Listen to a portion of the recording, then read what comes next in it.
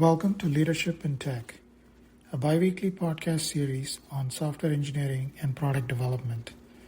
I'm your host, Pradipe Yoggi, a senior engineering leader with more than a decade of senior leadership experience in public and PE-backed tech companies.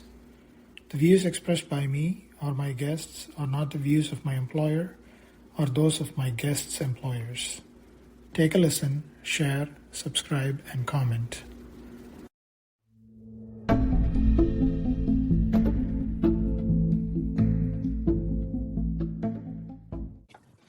Welcome to Leadership in Tech. This is an episode with Priyanka Halder, who is the VP of Quality Engineering with HealthEdge. Thank you, Pradeep.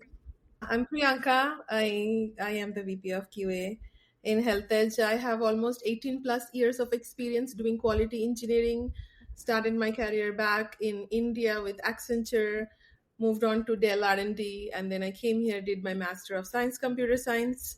And after that, I started working for Unicorn Startup in Los Angeles, TrueCar, GoodRx, and then Oscar Health, and now HealthEdge. So my whole background is in quality engineering. I'm also a very known speaker in the quality engineering space. So you will see me speaking, giving keynote in various conferences these days.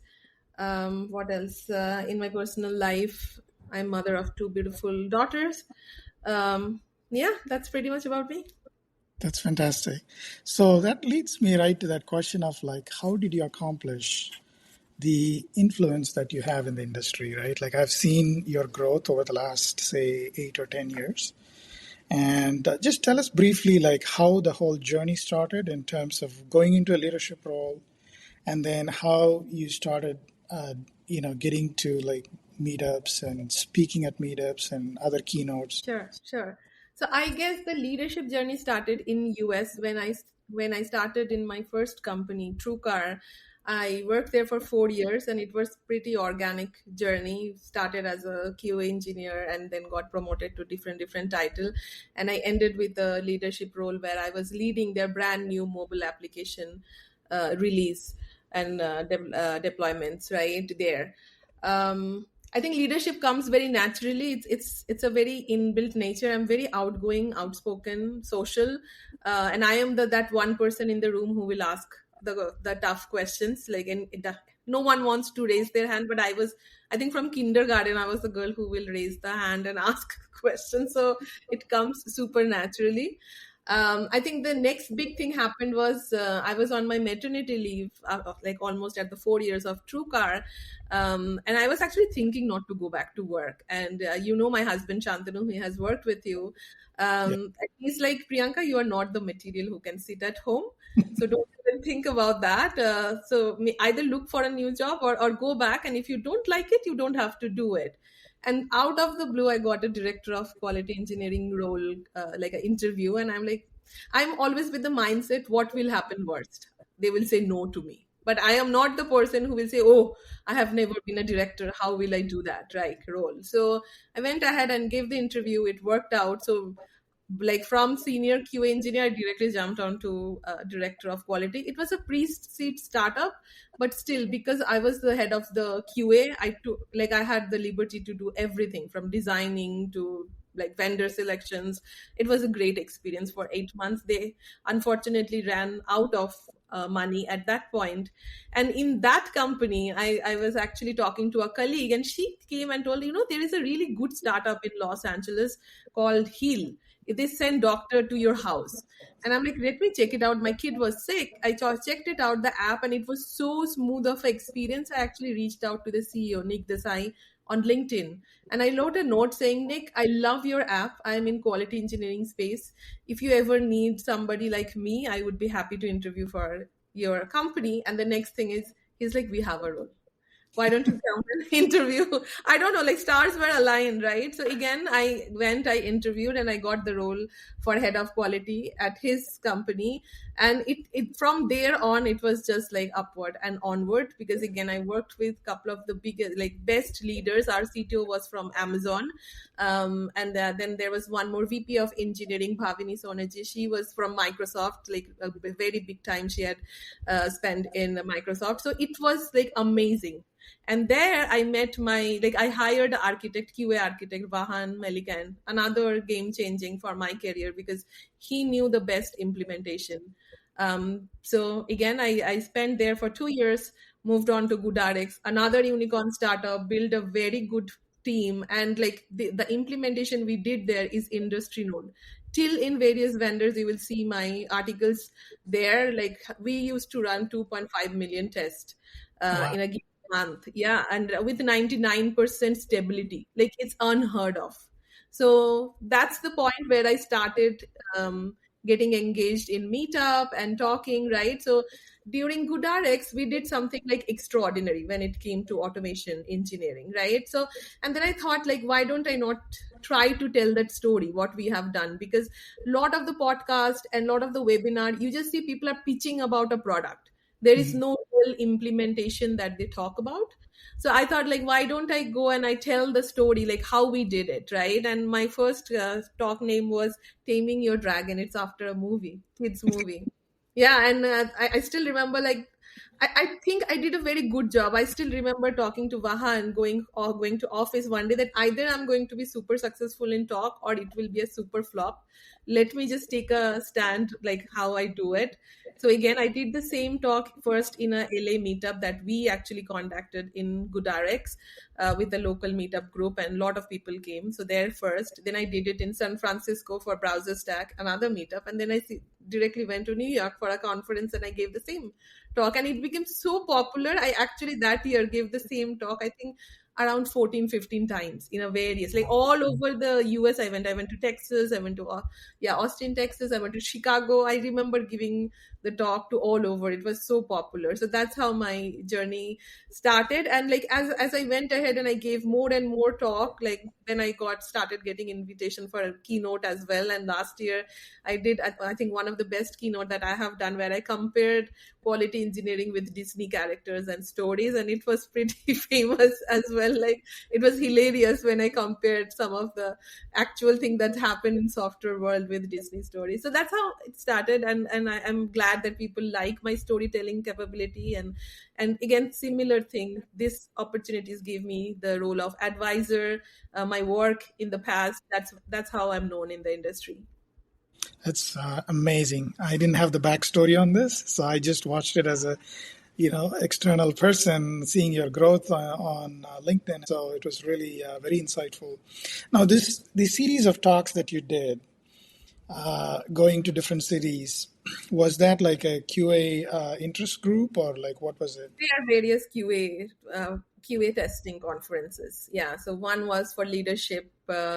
I think it used to called NYC Test Leadership Congress. Yeah, my first one was Test Leadership Congress, and then there is some known testing conferences as well, which is called Star Canada, Star East, Star West. Actually, the one happens in Florida only. Star East. It's just finished. So I'm like a complete Star family. I always go to there. This is the first year I'm taking a break after a long time because of my like work commitment. But yeah, I was all on their all of their conferences, got invited to speak. I see. So it's a seems like it's a pretty organic way that you grew, which is you started talking in a local group, and then that got recognized, and then you got invited to another one in another city, and so Right. on. Is that right? Yes, absolutely. And again, like when I spoke to one of the star conferences first, they'd actually take ratings, like how your talk became. Uh, My rating came, I think, 9.8 out of 10. wow. They're like, okay, you're redoing this talk again to my ours other two. So it went so good. So then I got an invite for other two as well. Yeah, yeah. Wow. That's phenomenal. Uh, like really, really, I'm having like goosebumps here listening to that. Thank you. Yeah, like telling the story, it feels like such a like filmy story to tell, but it is how it happened. And fortunately, GoodRx was a company who has policies. Like if you will speak to a conference, they will sponsor your ticket and sponsor Oh, everything. So I had that backup as well. So like I didn't have to ask for like for the smaller groups, I didn't have to ask for tickets like the air ticket or anything. GoodRx will always support. So that helped me a lot. that's phenomenal. Yes, it is like a storied growth. experience that you had. So, a little bit about I remember you mentioning something on a post LinkedIn some years ago about a pivotal moment in your life.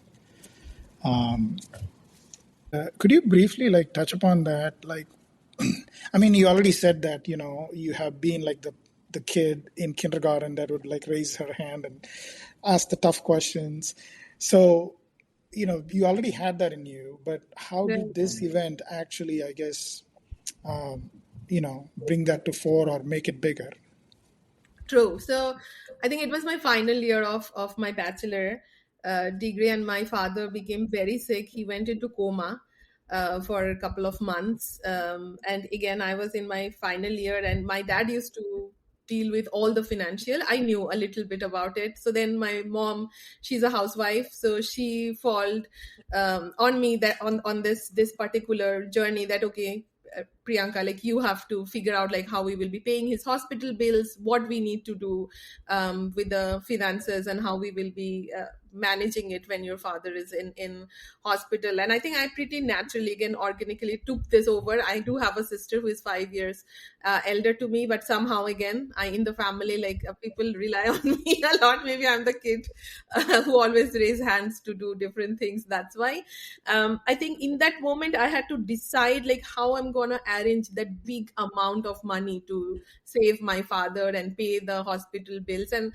I still remember like we have to go and sell gold jewelry at that point of time. It was that bad. We didn't have cash and on hand, right, for the amount we had to pay. So me taking that decision and telling mom it will be fine, like at this point gold doesn't matter, that matters. So this is what will give us the finances, and this is how we're gonna be uh, doing it that time. I think that was a pivoting moment because of the pressure that I had to handle and the decision I took. And fun, like ultimately we got the money, we gave it to hospital, we save our father that time. I think it was pivotal. And why it is pivotal, and that's why I think I'm so confident in my skin when I go to any company. And in my entire journey, every company has hired me when they were looking for a quality engineering transitions. So I am not known for like just going with the status quo or doing whatever everyone is doing. I'm always the dark horse. Like if everybody's doing something different, I will be the only on the corner with my team doing completely different, like that can be really talked about, right? So I guess yes, at the age of 21, because I had to take such a big responsibility for my family, it has shaped me taking that stress and deal with it and come up with come out with flying colors. So yeah, I think it was very very pivotal. And I actually I wrote that LinkedIn post on my 40th birthday, and I said like how this that has shaped me and how my Yeah. journey thing. So, sorry if I misremembered it, which means your dad actually made it out of that situation. He did. Okay, wow, And that's phenomenal. yeah, he did. That's leadership under fire, right? Like having the confidence to make a tough decision and saying that it's all going to turn out fine. That's, I think, is a real mark of leadership. Yeah, So, yeah, for sure. And for a 21 years old girl, like doing yes. it for the first time. So, like, again, one more thing I think it taught me was that, like, sometimes you don't see the whole staircase, you just see the first few steps. Just go ahead with the faith, and you will land on your journey. And I have practiced that as well throughout my career, throughout my personal life. So, yeah, that was definitely a very key moment of my life. Wow. I think there's a parallel with that in the Chinese proverb, I believe, which is a journey of 1,000 miles begins with a step, or the path will reveal itself as you start walking, something like that. Okay, so now switching gears a little bit on leadership. You've led several organizations over the last several years. What values influence how you lead? I think there are quite a few value that I really go by, but the biggest one is empathy. I think without empathy, you cannot build a team and you cannot empathize with your customer. So on the other side of the coin is customer obsession, right? Quality is something, it's very, very intertwined how customer feels about your product. It's a combination of art and science. It's not like okay, because you have put in a product which works can align with the customer or not. So these are the like the very top two. Like I'm obsessed about customer. When I joined a company, I make sure I understand various customer persona, being it internal, being it outside, inside out, and then only I can say these are the quality gate we need, because sometimes even 100% bug free software also will not help a company with their quality. People will say, okay, I don't even know how to navigate the system because the UX is so bad, like I can't navigate myself. So that one thing. And another big thing that I understood being a leader early on is that you have to help others to grow yourself, right? So when I build a team, I am not micromanaging them, like what they are doing, how they are doing it. We all have one goal. So I clear the vision, right? What goal we are going to achieve that quarter, that month, that year. And then I rally with my team and I make the path for them so they can grow. And I think that's why I have such a strong fan following from my previous companies as well. Like from the first company, I still have friends who comes to my house, my daughter's birthday still will show up. And to be honest, Pradeep, like we have very few managers with whom we want to be connected with, right? Like when we leave a company, we're like, oh God, thank God, don't have to deal with that person anymore. But like very few people we have in our life where we were like, okay, we want to see them, we want to spend time with them, or we want to stay with them. And I'm fortunate enough that I built that team who is still very close to me. I can call them anytime. Sometimes even with new technology, I brainstorm with them, and it's still there. And I think it's because of my leadership style, because I helped them grew in their career as I was growing. So yeah, these are a couple of things that comes to mind. Wow, that's great. Um, I think you speak to a point that I really value very much as well, the point of empathy. And it was before the term empathy became popular in management. For me, it was always like, how would I want to be treated? Was Exactly. how I would try to handle things. But it's also interesting to see that you are not micromanaging, and you tend to make sure the vision is well understood, the goal is clear for the month or the quarter of the year. And I think that allows people to really like explore and do the right things in order to accomplish the goal. True. So fascinating. So on the next question, in your view, like what have been the success factors related to the success in your roles? I think you kind of touched upon it right now. With one is like empathy, and the other is like not micromanaging and setting a clear vision. But are there anything else that comes in? And it doesn't have to be specific to leadership. Also, your own qualities, how you approach things, right? I think I would say I was at the right time, right company. That has to do with how my journey has shaped up. I was very, very lucky to start my career in Los Angeles with TrueCar. Again, they were known from cutting edge technology, doing the best thing in the industry when it comes to apps, website. They were redesigning website. Another very not known thing about my career is I have gone through a lot of transformation, being it like going from a legacy system to a new system, being it going to cloud, being it going to a new a marketing platform, going to a new authentication platform, Okta, going to a new even data integration platform like what was the name? There was one, the Amplitude, right? Yeah, Amplitude. Hmm. So again, I was always working on cutting edge technologies, right? Not with very legacy systems and all doing this very hard transformations for those companies. So when I built the QA team around it, so we were already doing something amazing. So the next company, when I went and I told the story of my previous company, like they were already fascinated that I have walked the path that they might be walking in few months, right? So that's why I stand out so differently from others when I interview that okay, I have done, like you can name it and I can assure you I have done it. Like from I have experience in mobile like, application, and not only like a season mobile application. We have done it like from 0 to 1. We have done it from like the web services, web page for like hybrid kind of a mobile application. We have done native mobile application. So I can tell you like 5 different framework I have worked on mobile framework, on those various ones. Like I have worked on design systems. So again, it has to do with my journey that I was fortunate enough, or I was at the right time, right company somehow. And then most of them were I didn't even like. Heal is one of the One which I was like super excited to join because I was a user myself. But to be honest, most of them I did not even know about them before I joined them. For example, Oscar Health, I had never heard of them as a like pair. Like we know Aetna, we know all these big national companies. No one knew that Oscar is one of the top runner when it comes to modernization in healthcare, right? They have microservices where other users mainframe. So Oh, again, wow. I was lucky enough to be there.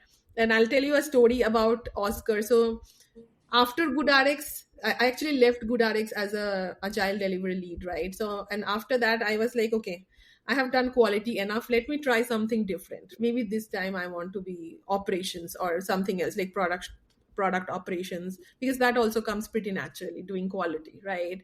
There was an opening of TPM. I think I applied there, and they called me for a product operation roles. I did the whole round of interview, and my last round was with our CTO. She took a 30 minutes call. So again, I'm explaining my journey. So end of the call, she said, we need a director of QA. You are becoming director of QA. There was no role for quality on that company. She was just thinking about that role. So I did the whole round for products, and then I went did the CTO call. Then again did another two rounds for director of quality. Finally, I was director of quality, building the quality engineering team ground up for that company. So yeah, I think like that has to do with my journey where I am in this short like 15 years.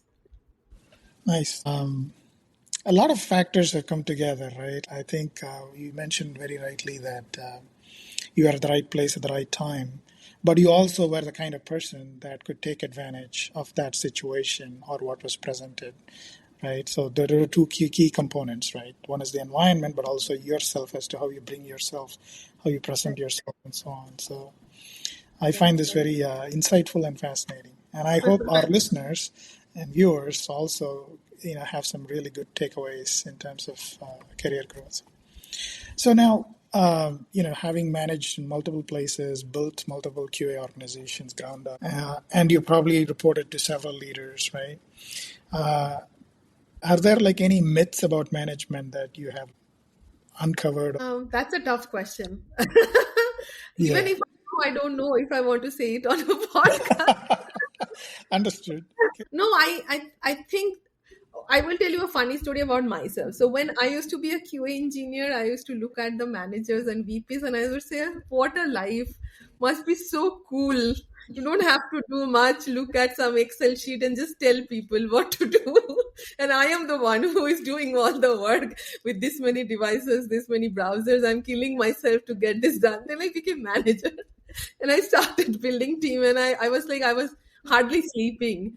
My India vendors used to be so impressed by me that I reply within 30 minutes of them sending me emails. And then I thought, yeah, like manager is the most difficult job because like you have to manage so much, you have to influence others to do it. Then slowly I became director, and now I'm a VP, and now I handle multiple business unit and like multiple stakeholders, board, sometimes even help with board presentations. And I'm like, oh my God, I did not see this coming. I like 10 years back, if I would ask this question to myself, like, what does VPs do? I would say they just chill. Like they have nothing to do. They go from meeting to meeting and just tell people what to do and then chill about it. But the reality is so different, right? When you are a VP yourself, so you know, like how much pressure you have to when you run a business unit, like being it doing the Yeah, strategy, the vision, the roadmaps, aligning with roadmaps, figuring out vendors, telling to board that what is going on, what you will be achieving this quarter, if something is not on track, if we are pivoting from the current strategy or not. So yeah, I think that is not very known, and I don't think there is much podcast or leadership talk where people talk about it fully, that how the roles like evolves and what it entitles. right. No, I think it reflects my own view on management as well. When I grew into managerial roles, I could see that initially it was overwhelming, right? And the first response that I had personally when I was growing in managerial roles was, man, I wish I could just go back to my individual contributor role, right? But that's the thing, you have to break through and go past. So I'm glad to see that somebody else had a similar experience in terms of like, yeah, there's not much there, and then we get step in, and there's a whole new world. But that's a great answer to that question. I do appreciate that very much. So now you mentioned distributed teams, India vendor. What's been your experience working in a distributed environment where you have people on different continents, different countries? Um, Tell us a little bit about how it has been working across cultures and time zones. Yeah, I would say there have been lot of learnings when you work globally with different time zones, different people, different culture. Like you learn even multifold, right, on your leadership journey. So even right now for HealthEdge, we have a very big development center in Bangalore, Hyderabad, Pune. So majority of my team is also in Bangalore and Pune currently. So I guess again I started the journey in Homey, where I was director. So my full team was outsourced there. They were pre-seed company, so they did not have much again money budget to get a full team. So quickly learned some of the key aspects, like how you gonna make this work when you are out of sight, out of mind, can't see people what they're doing. So you rely on only one and one thing, that is communication, right? And I tell it to everyone who ask me like how to do distributed system: nail down your communication, because you have to be crystal clear what you expect out of them, right? That was the first learning. And the second learning I had, and that is during heal, because again my automation team was in Mumbai. They will be blocked every night I was sleeping, right? And that's why I said I was hardly sleeping, because they cannot move past the work. So quickly learn. So it's not enough to tell them what you will be doing or what is your expectation are. You have to create an ecosystem so they know how they will be navigating themselves. If task one is blocked, they will be moving on to task two. If task two is blocked, they will be doing something else, but they will be not be wasting that whole day, right? Because it's a full day of work that they are doing. So finding that ecosystem, finding, nailing down your strategy, that who is their mentor that they will be quickly reaching out to if they're blocked, keeping a on-call person also if it is absolutely needed, so they can page us so that their work is not blocked, was also very pivotal for me. But like I swear by the communication piece a lot, because that's what makes it's like pivotal for me to make sure that my teams globally working on the same vision, same work, they are crystal clear what is asked from them. Wonderful. That's very insightful. What excites you about QA engineering at this point in time? I think I've done it so much now, nothing excites me. No, that is not the answer I want to give. That was joke. I think in present world, AI, obviously, there is so much innovation going on. I don't know if you have heard about MCPs. This is a protocol, Yeah, brand new protocol that came yeah. out. Yeah, to standardize all the AI agents and like all the automation testing. And this kind of innovation is making it more easier for us to reach to automation, to achieve like bigger automation goals in a shorter amount of time. So I'm very very excited on this side of the house, how AI gonna shape quality engineering and how we can be on the forefront of running it. Another thing that again AI I'm practicing from 2018, from GoodRx time. We used to use a tool called Tools. It was visual testing tool where like it was more ML. Like you will run through some visual validation, it will learn itself like what is the actual difference versus what is a not a bug, right? Similar kind of thing. But after that, another thing that I was super excited was about like using AI. So right now you see a lot of tools which can scan your websites, and it can follow your customers, and it gonna tell you what test you need to do depending on those flows. So Catalan has something called True Test. I'm an advisor for a company called LoadMill. So they actually scan all your APIs, and they can actually chain the APIs. They can also figure out what kind of different variables you are using, either it's an order ID or not. So like it's fascinating. Now in minutes, you don't even have to use your brain. Like AI tools are telling you the baselines, and then you use your brain and say, yeah, it's right, it's wrong. So I think there's a lot of optimizations and innovation in that space, and I'm very excited about that. Excellent. So you mentioned MCP. Are you actually using MCP in any development, QA engineering development right now? I am surfacing the idea of using it in HealthEdge, but there is a full governance team who needs to give a clearance, and a lot of these MCP servers are open sourced.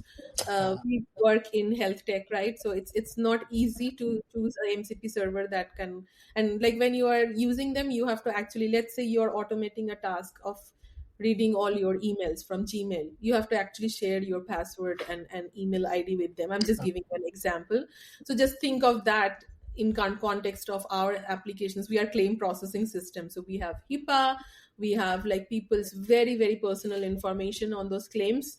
So it's not easy to do that. We might have to develop our own. But I'm definitely surfacing the idea with my boss and her boss. So that like I'm always forerunner on any of those innovations. So I would love to, yeah, get my hand dirty there. Nice. So, you know, and a follow-on question on that is like, how do you, you mentioned like you're looking at MCP, right? Like, which is cutting edge.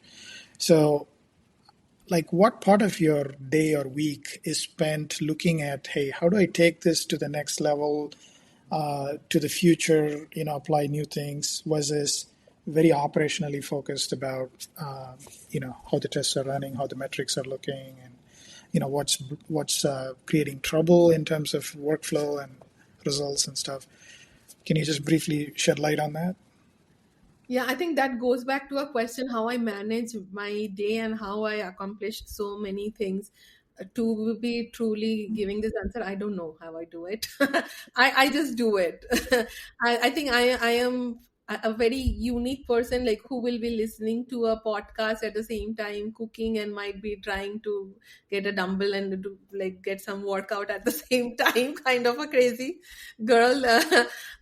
So firstly, like I spend pockets of my time first understand like learning this different cutting edge system, right? And then especially over the weekend I have dedicated time when I'm thinking through my advisory role, when I'm thinking through all this cutting edge products that are coming out, evaluating and making sure that okay, I have a path forward to either learning it myself, trying it in my own computer, doing few stuff. But yeah, that's how I do it. But when it comes to my company, again, like if I like a tool, for example, we went low code no code with Catalan. There is a whole process of evaluating it alongside our what are our different use cases are. We do not adopt anything just for the sake of hype. It has to work. So there is a evaluation period, there is a governance period. We make sure that it gonna be scaling. Like at my point of career, like I always look for scaling, right? Like just wanting tools are not enough. So what could be the challenges for scaling? What kind of training will go out to the whole organization to adopt that tool? So spend a lot of time designing that strategy and implementation before adopting any tool. Nice. So, is there like a specific period of the day where you're doing like a think time around this, or is it just like things that, based on what you're actually looking at, it just these thoughts just come in and organize Yeah, your yeah, I don't think like I have a assigned step time. way? I have crazy schedule. I work ET hours, so I'm in West Coast. My day starts at 5 a.m. with meetings. Like I just do meetings like back to back, and then do my work. By 3 o'clock, I'm free. I go get my kids. Then the kids thing starts. I need to do my workout every day. So 5 o'clock, I go for my workout, and then maybe after that, cooking and reading on the sides and doing stuff. But I think it flows organically. I'm not the person who is very structured around how I learn and how I do innovation, but I make sure that it is in my schedule somewhere. But I'm not the person like who wakes up and take a glass of water and then think, no, I'm not that person. But I do read about those people a lot, like what it goods look like. I can do that. Well, that's good to know because I've tried to do that and I can't do that. So, uh, I think things happening organically is very Yeah, natural, I think. yeah. But pretty fascinating, some of the things you mentioned. My wife is a multitasker. She could be like listening to something that is like actually very intellectual and doing her work. And there's no way I can do that. But uh, I think one more thing I have to tell you is I can't listen any YouTube video in 1x. I usually listen in 2x speed. I'm wow, like, these are too slow for me. Go fast. I don't have time to listen to all your stuff. I don't know if it is abnormal about me doing it, but I just can't. Being it a cooking video or a tech video, I need double speed to hear it and finish it. Now I yeah, have started doing that for my movies also. Like I do not have patience to watch movies, so I watch it in 2x, 3x and get it done with. I just need to know the, the script. wow, okay, yeah. I have a colleague who watches things at like 1 point, no, 2x. I think, yeah. There's no way I can watch it at 2x, but it's interesting how some people can do that. Um, So, now switching gears a little bit, say in growth and hiring. What about like somebody that wants to grow into a leadership role? From your own personal experience, what advice would you give them? I think it will be little cliched, but I'm gonna say the same thing. It's like don't wait for the title and just own things, right? Once you start owning things, once you start voluntarily solving problem for your companies, you will be recognized automatically. I think I have seen two kind of people who works under me. One is wait for the title, and one is like continuously showing growth and growth mindset. When you are in the second bucket, like it again, the name, title, job, salary, everything follows. But if you have the correct mindset, right, where you just own thing, you just love to solve problem, you automatically get it, right, like get it, Yeah, get the lifeline and get the job ultimately there. The other thing I would say is learning is very very important, so continuous learning. Like people might think, oh, I am a big shot in quality engineering, or I do this, I do that. Every day I spend some amount of time learning what I don't know, right? And I think that has been pivotal, and I think it came from very early on. In Dell, I used to work for a uh, person called Sujata Sundaram. Still remember she said that, oh, I read blogs every day. And I was like, oh my god, what? I don't have time to read blogs. Like, I was so young that time and I did not even make sense, right? But now, like at one point of time, I had whole Twitters like automated such a way that I only get tech related tweets, right? And I want to see that like what is happening in the tech world, in the quality engineering world. I used to follow those people and I used to learn those people. So hyper learning your industry and be top of it can help you a lot to grow as well. And I think then there is something that you can also study. So to some people leadership comes very naturally, to some people you have to learn it. So again, empathizing with your team, sometimes it doesn't come naturally, and you are, if you are very hyper achiever and you are very good at it and perfectionist, sometimes you want that inherently in your team. That doesn't work like that. So I think getting to the terms that now you work for a team and you have to enable them to do the work and you don't do the work yourself, and you have to be more like merciful and more like teaching, not like punishing them for a wrongdoing, and owning the failures and showcasing their, highlighting their success. I think it comes with the time and experience, but that's something can take you long way. yeah, very good. That's very well said. I think it's very well articulated as well. In a very short period of time, you were able to give the key principles of what it means to grow. And I remember saying some years ago that one has to do the job before one gets the title. And what you said, I didn't realize it was a cliche, but for me, from personal experience, that's what shaped my growth in the past. But I also see that one has to constantly do that, and I see you're doing that constantly. And the learning part, like the automations about tweets and stuff, wow, that's next level learning. I'm So just a bit crazy, not normal. no, that's good. I mean, this is inspiring, right? Like, I mean, there's always a takeaway from. One of the things that I love about doing these podcasts is I get insight into people that are high achievers. So it's fascinating how you don't get to have that normally in a social setting, but in a podcast, you're able to explore that. Right. Uh, so I find that to be extremely, extremely enriching for me personally. And I'm sure people that listen to this, watch this, are going to get that same experience out of it. So, Great. So now, you've had a lot of people, right? You've built organizations ground up. What is your view on hiring in the tech industry? Um, View in the sense, like, again, like, if I talk about today, there is a lot of hype about AI taking our jobs, and like you have to hire less, or AI will be doing 80% of the work. I think there is a lot of talks. There is not much implementation that I have seen yet. Maybe it's my own experience, and there is something going on behind the scene. But what I feel when it comes to hiring, you have to again figure out and model your organization such a way that you have the key player figured out, hired, and then balance it out with like junior and mid level, and then offshore onshore model there as well, right? And I think it's still very important. Maybe we are entering in an era where we do not need that many hands on the keyboard because of this evolution today. But I think it's still very important to have a lead, like who can then expand upon those whatever AI is giving us. So hiring will still be pretty crucial on that. And if you ask me how I hire, like what is the mantra of hiring good people, Yeah. rather than the skill, I hire for attitude a lot. And I have done that multiple time when I have taken a chance on a person who might have not done so great technically in the interview, but something inside me told that no, this person gonna learn and do wonderful there, right? And like they're still connected to me, and they're still in that company. Some of them are in GoodRx still, and they're still today when I talk, they embarrass me saying that, "Oh, thank you, Priyanka, for taking chance."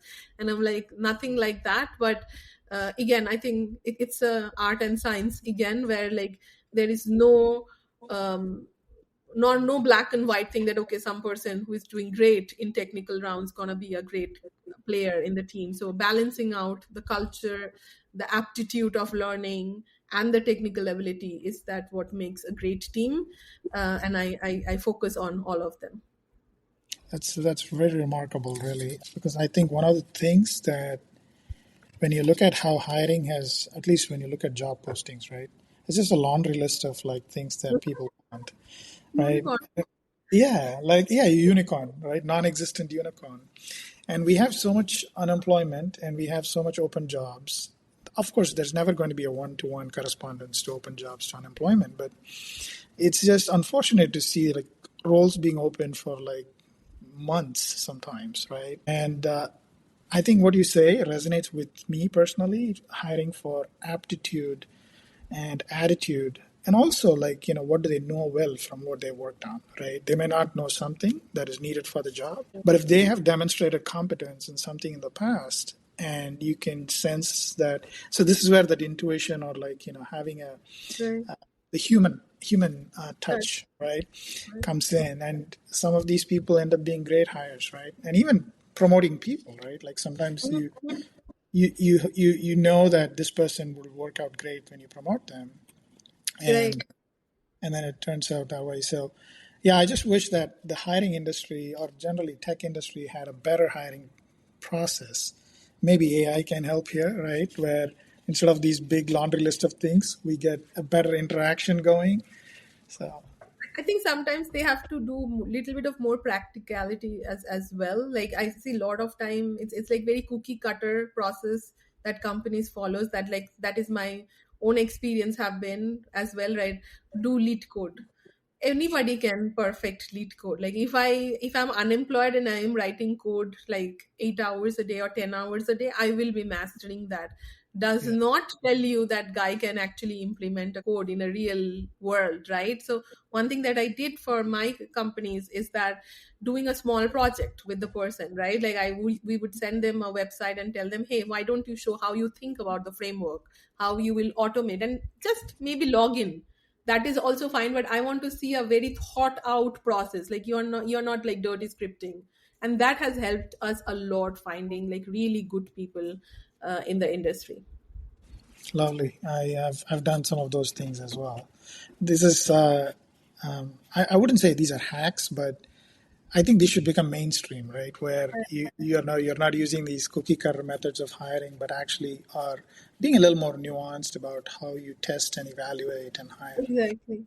Yeah, excellent. So now, for people that are looking to get hired, what advice would you give? I would give a couple of advice. One is you have to be constantly monitoring LinkedIn and look for opening and try to be on the first 50 people applying to that. Otherwise, your resume is not reaching anywhere. Don't even bother applying when it says 100 people clicked on it because it's not reaching. The second biggest advice I give you is networking. So through networking, you can, if you can reach to a hiring manager and put your resumes in front of them, that's what gets you a call. Otherwise, it, like today's world, it's very very difficult, right? Just next to impossible to get a call for. And the third is branding. And again, you could see from my journey as well, and it has helped me a lot. Like I was, again, very organically, I never had a goal that okay, I will build a brand for myself. Somehow it happened. I became a known person in the industry. So building that brand, spending that time, getting out of your comfort zone, and maybe talking to you, Pradeep, you might say, oh, Priyanka is so comfortable in the podcast. She's talking so normally, like organically, normally here, and she doesn't have any fear. And let me tell you that till today, when I go to go to a talk and I'm about to give a talk, I tell myself, like, why the hell did you sign up for this? Who told you to do that? Why you're doing it to yourself? Like I am shit scared. Like, is it gonna land good? Is it not gonna be good? People will hate it. They will be yawning and looking at phone. Everybody has insecurity. We don't talk about it. So like coming out of your comfort zone and trying something new is very very important. So go out there, learn something new, put it out there. How you have learned it, how you have inspired even one person, if you have, and you will see the results for sure. Yeah, no, that's so authentic. I like how you have like no sort of filters. Like you just like really, if there is an experience, you're just sharing the experience. And you're right. Like I've had those things, right? Like even starting this podcast was something that was not comfortable for me, and I had to overcome those. Oh man, I should maybe not do this, right? And before every podcast interview, I feel like I should probably reschedule this. I was thinking the same today. I was like so tired. I'm like, can I tell Pradeep I can't do this today? And I'm Yeah, like, no, it won't be a good thing to tell him to reschedule. I have to be professional. yeah. Well, I mean, I was thinking the same thing too because I was staying up editing the last episode that published today morning. So, anyway, it's fascinating how we have to push past barriers that we erect in our own mind, right? And I think that is the key to growth, and it's validating to see that there's another leader that's going through such things and expanding. So it's very inspirational in that sense. Now, as a woman in tech, what do you think of women's participation in the tech business? You think we have improved over time, or is there still a long way to go?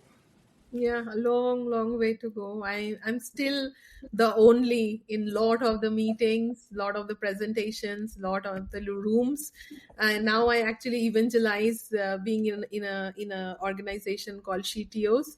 Like it's pronounced like CTO, but it's spelled like SHETO.org, who actually encourages women to get more leadership role. But honestly, I think our life is more difficult than, or maybe I'm a little biased also, but our life is more difficult than the other counterparts, because like we have to balance our home, take care of kids at the same time. If you have aspiration, you have to push really hard on that. And I think there is a lot of judgment, like when you are a woman in color, you don't speak like somebody, you don't like look like another people in the room.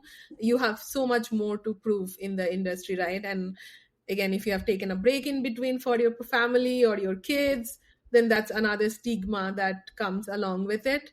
And lastly, I think especially for the United States, it's unfortunate that we don't have supportive, like FMLA and other kind of a thing. Like they have FMLA, but it's only 12 weeks, right? For Right. pregnancy, there is like, where is India giving like a year or 6 months paid leave? We don't have that in US, which is very, very unfortunate. So some of the rules, policies are not very supportive of women to grow, right? So again, I'm a very big diehard fan. I follow a couple of people. One is the PepsiCo CEO, Indra Nui. The other one is Fiji, who is just becoming the OpenAI CEO. And I'm following her from the Instacart day. Again, from my passion, I was fascinated by Instacart when it came. And I am a very heavy user. And Shantanu, by the way, hates it that I use Instacart so much. She's like, just go to the grocery store and buy it. And I'm like, no, I prefer somebody bringing it to me than me going and spending time in grocery store. So I follow her. And why I like Fiji so much is that like she has a very thick accent. She's from, I think, France, yeah, from some countryside France city, and like it's fascinating how she's conquering the world. But overall, I feel like there is no balance where women are versus men in the tech industry, and we have to do something about it. No, And very well said. Yeah, sorry, didn't mean to cut you off. no, I mean, like, we need a lot of sponsors. So I know, like, we a lot of time talk about mentors. That's great. But will there be you, like, after having this podcast in somewhere, you're going to take my name and give me my next opportunity? Like, we need that kind of sponsorship from this whole industry where people are actually sponsoring the women who comes out differently. Awesome. And I think right now I see the passion to few people, but to be honest, in my own career, I have seen many questions because I was not like others, right? So my promotion came delayed, my chances came delayed. So people only see the shinier side of it. There were a lot of tears, lot of struggle, lot of failures behind the scene that put me where I am today. Wow. Uh, that is quite insightful to see it heard from a person who I view as being very successful, right? So the struggles that you have gone through. So I was just going to say, like, wow, Priyanka, you've done a fantastic job growing your Thank career, you. regardless of all these. But you're very right, and I see it personally too at home, right? Like, certainly a mother has a little more responsibilities than a father. So I think the balancing part is so important, and having an understanding work environment, as well as better hiring practices, better leave, policies and stuff. So yeah, it's fascinating how India has implemented this such a friendly policy for maternity leave, and there's not much press coverage about it in the West. So Yeah, yeah. yeah. So now, in closing, there's a few questions that is more personal rather than leadership and so on. But I think there's one question that is sort of leadership, kind of like you as a mother of your children, and you being a leader in an organization. Do you feel like these roles have sort of shaped your perspective on the other? Oh, absolutely. I think motherhood came with a lot of learning. I make a joke a lot of time that I saw, what is that, that business You mean Shark Tank or no? Shark Tank, exactly, exactly. So I make this joke that I watch too much Shark Tank when my elder one is in my belly. So she is amazing at negotiation. She needs start negotiating from the time she opens her eyes that I'm not wearing this dress, I'm not taking this food to school. If I do homework, you wanna buy me this, buy me that. So I think she is teaching me two things. One is patience and one is negotiation all the time. So definitely come there. And I think one more thing that goes to both the areas is like balancing and prioritizing ruthlessly, like what you are doing next. So being a mother, being a tech leader, like I am ruthlessly prioritizing my entire day, like what takes priority over what. And that helps me in my old strategy, own team, own tech implementations a big time as well. Wow. Okay. It's a great answer, great insight as well. It actually gives me a deeper insight of like what goes into somebody that is a mother and being professionally very accomplished.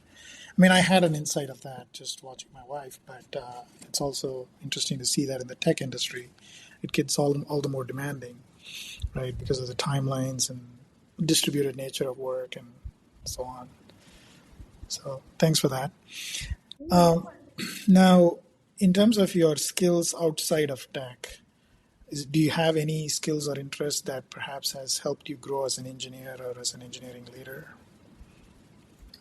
Skills. I think again, very social, so I do lot of volunteering things. So when I didn't have kid, I used to be a story reader for elementary school. So I went and I read stories to kids. I volunteered for senior groups, and again, this has taught me to be comfortable with like lot of people, new process changes, right? And it has shaped me a lot. So I'm very very comfortable with changes.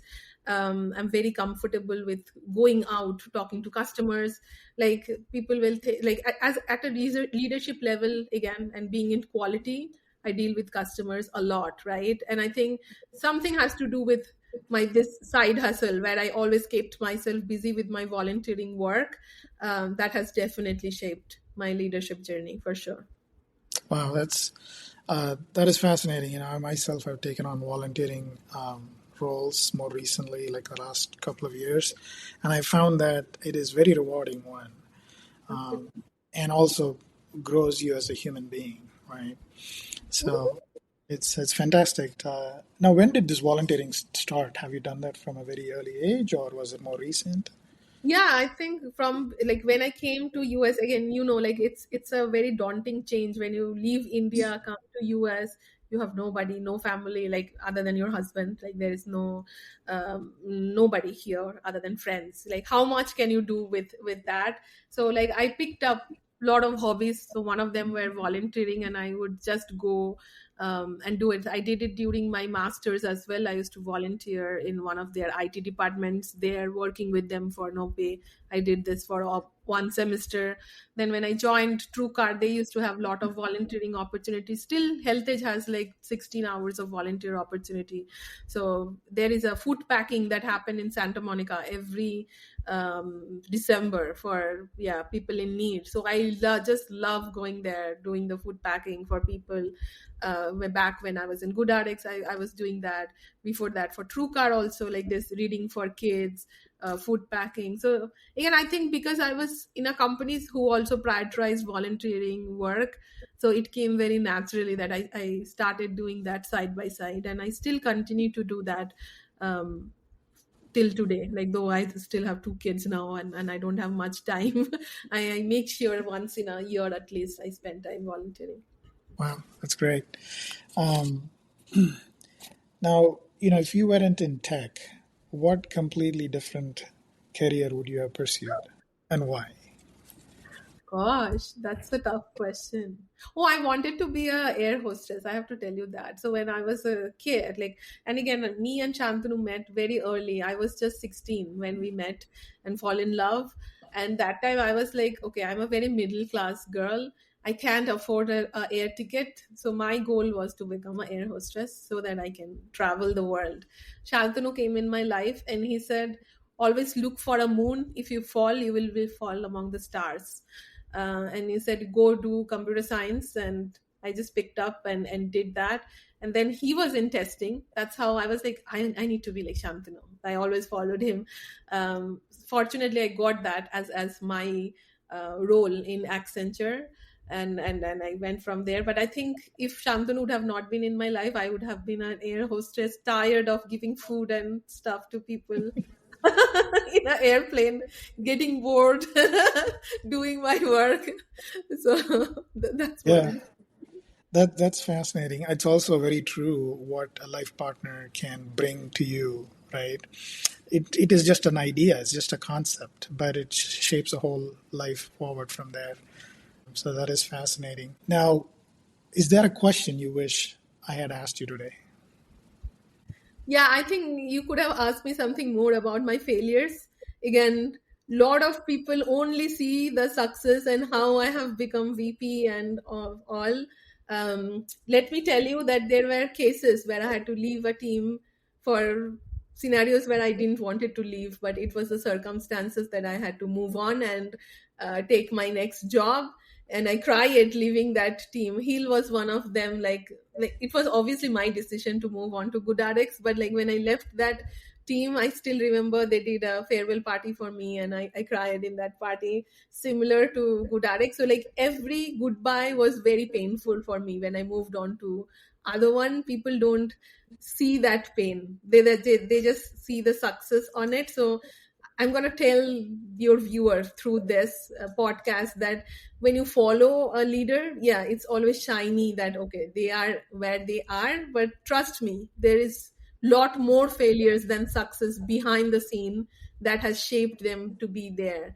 There have been implementation which did not go good. There have been presentations where higher up didn't like it, right? And every bits of things came with a learning and with like more, I think, strength towards me that, okay, I will learn it. Maybe today I don't know, but I will conquer it. And that's how I became good at it. So again, I would like request your viewer that don't just look at the shinier stuff of it, maybe dig through and talk to them like what their failures also look like. Right. So that is an excellent point, and I myself have had my share of failures that have and still continue to shape me. So, like, what would be like a successful action you have done, when you're encountered with a failure? It is always traumatic to an extent, right? A failure. Yeah, absolutely. And like there are lot of stories that comes with traumas at least in my own life as well. I think one thing that I was very determined was I will not listen to that voice which is saying that I'm not good enough, and I'm gonna do bigger, better things in somewhere else, right? And fortunately I got those chances also.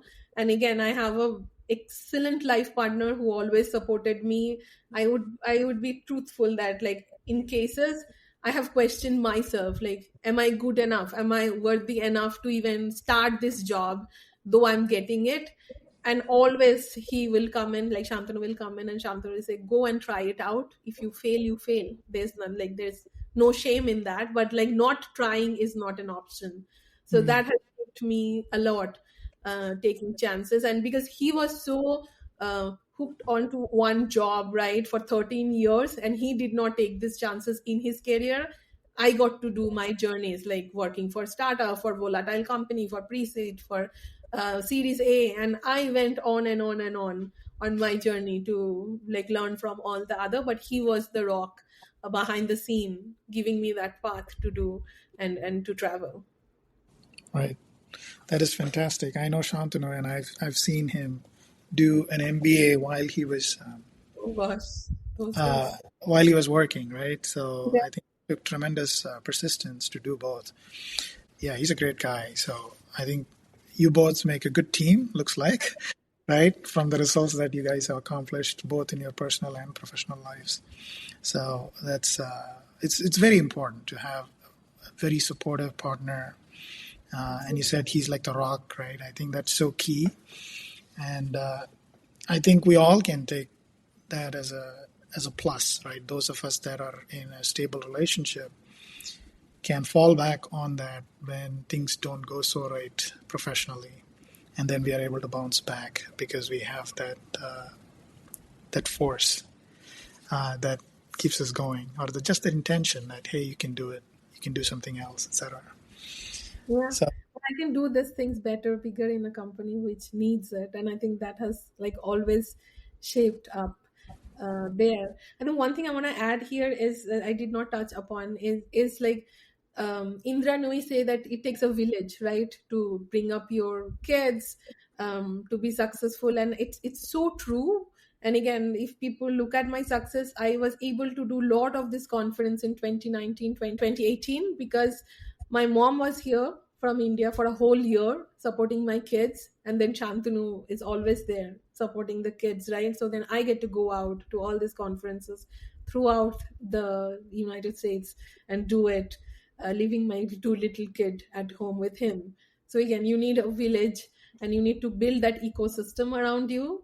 to be there and do the stuff. So it comes with a cost. And I want to admit, I sometimes I feel I'm a horrible mother. Like I'm not there when sometimes my kid is. So I was actually in India for HealthEdge India opening, in Bangalore office opening, and my kid had a science fair, and I had everything ready, like the kit, what she's doing. So I was giving instruction from India, and Shantanu was doing it with my kid. But let me tell you the guilt that I have that I'm not present with her doing that stuff. Um, that is like enormous, and you have to fight that battle being a leader as well. Yeah, no, very understandable. So, in closing, would you like to share anything other than what you just said, which I think was very, very insightful about what it takes, like a village, basically, to grow a child, and you need to build that ecosystem to be successful as a leader? I think leadership is a virtue, right? It's a big responsibility. And if you want to come to a leadership role, you have to learn to have growth mindset. Like you cannot be single sided and just read some leadership books and think things will go that route. So first, learn to have a growth mindset. Second, get comfortable with failures. And third, just grow out and try whatever you want to try, and just keep trying. And like one day you will be successful at it. So that is my suggestion to everybody who is listening to your podcast. And again, to be the leader that you want to see for yourself, right? Like you said the same thing. So like how you want to be treated, be the same person for others, and be that leader. So I would just say that. Yeah, yeah, that is very, very good. And one thing that I would say is it's a journey that never stops, right? Like Absolutely. this, like whatever you did to get to a leadership position, you have to keep it going in order to, well, one, sustain it, but then eventually grow into further things in life as well as in profession. Well, Priyanka, this has been an absolute pleasure. Very, very insightful, power packed, insightful conversation is how I would say it. Thank you so much. Pleasure is all mine, and thank you, Pradeep, for giving this opportunity. And all the best with your podcast. And I hope you find more and more this kind of leadership stories to share. Cool. Thank you very much.